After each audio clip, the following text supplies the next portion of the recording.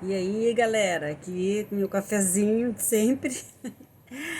E vim agora para falar sobre uma questão que eu muito ouço das minhas amigas que pedem que eu jogue baralho cigano e tarô para elas, tá? Que é uma questão que, na verdade, ela fica muito subentendida, tá? Que é a questão do abuso. A gente tende a pensar que o abusador é aquele o homem que bate em mulher. A gente pensa que o abusador é aquele que comete com relação à mulher uma agressão física.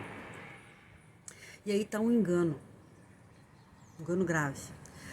O abusador, ele é aquela pessoa que tem aquele espírito da tortura dentro dele, ou dentro dela, tá? Porque isso não é uma situação privilégio só de homens, não. Tem muita mulher que também é abusadora. E a gente, num primeiro momento, se sente assim impactado, porque não sabe como lidar com isso, e até chega a pensar que por trás desse gesto de abuso, sabe, existe um amor, existe um ciúme. Ele faz assim comigo porque ele gosta de mim, porque ele quer o meu bem, quer o melhor para mim. Não, né? Na verdade, o abusador ou a abusadora são pessoas que tiveram lá atrás, na infância, na criação, naquela educação básica, né? Tiveram muito descaso na educação, sabe? Não tiveram um olhar de afeto. Então, aquilo fez com que eles ficassem, com que essas pessoas se tornassem pessoas extremamente inseguras. Então, por trás de um abusador, existe uma pessoa muito insegura. Então, isso não quer dizer que o abusado, ou a abusada, no caso, seja a coitadinha, né? O coitadinho, a vítima da situação, não. São coniventes. A pessoa que se deixa abusar, ela é conivente. Ela, de certa maneira, também se alimenta daquele abuso, né? Como é que você começa a perceber que você está sendo abusado emocionalmente por alguém? Né? Eu me refiro mais à relação de cônjuge, assim, sabe? Porque é aquela vivência que eu tenho mais através das pessoas que eu converso sobre no tirar de cartas, né?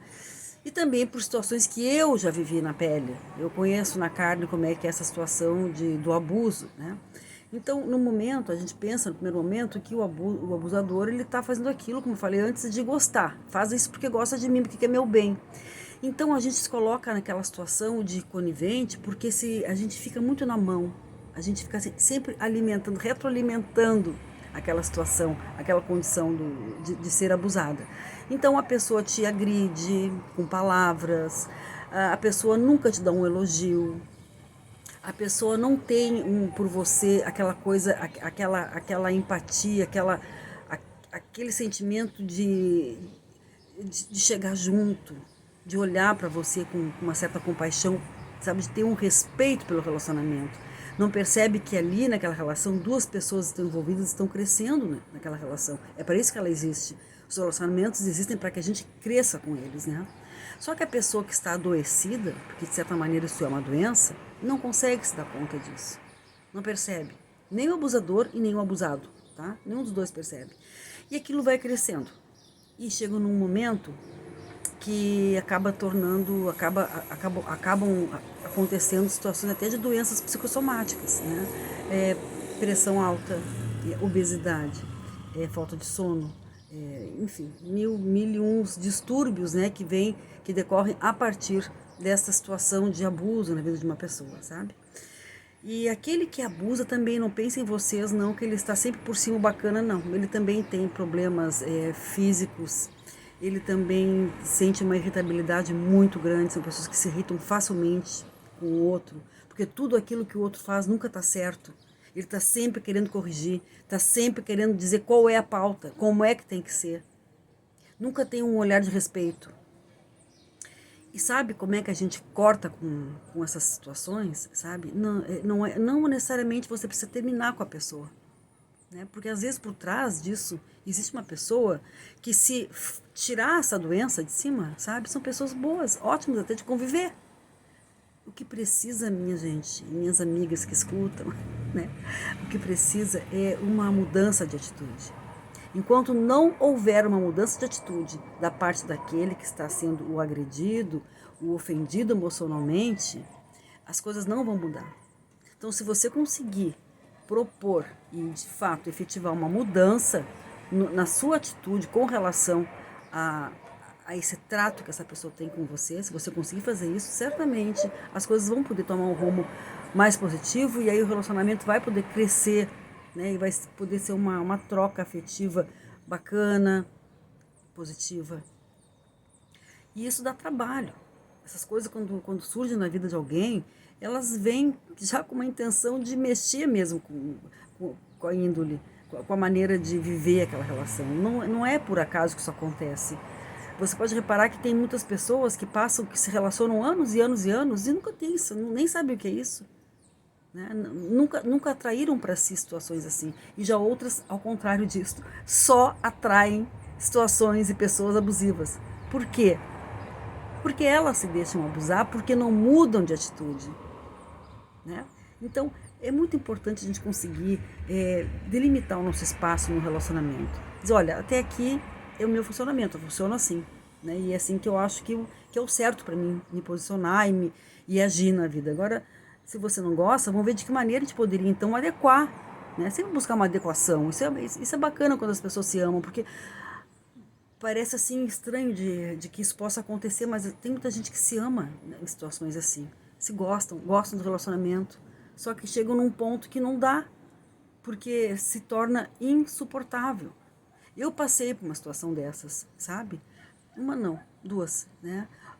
Onde eu atraí pessoas assim, né? E por um certo comodismo da minha parte, eu deixei com que as coisas fossem indo e chegaram num ponto onde eu chorava o dia inteiro. Eu não me sentia feliz com nada. Tudo tudo eu fazia eu me sentir exposta. Eu me sentia sempre como se fosse uma ferida aberta com relação à vida e a todo mundo, né? Que convivia comigo naquela época, né? Enfim, a gente acaba transparecendo muito essa doença. E como eu estava falando no começo, enquanto a gente não muda a atitude, nossa atitude, essa atitude do outro também não vai mudar. Não existe, então, entenda assim, ó, não existem pessoas que abusam de você. Existem pessoas que são abusáveis, pessoas que se deixam abusar. Né? Não existe ninguém que te engana. Você é uma pessoa enganável. Você se deixa enganar. E por trás de tudo isso sempre tem assim um certo gozo.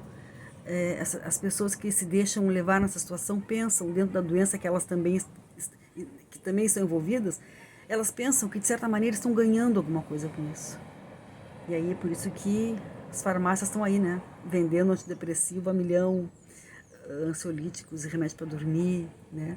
E é por isso que as pessoas bebem cada vez mais e se drogam cada vez mais, né? E pulam de galho em galho, de relacionamento em relacionamento cada vez mais, como se isto fosse a solução de uma vida, muitas vezes de uma vida inteira, de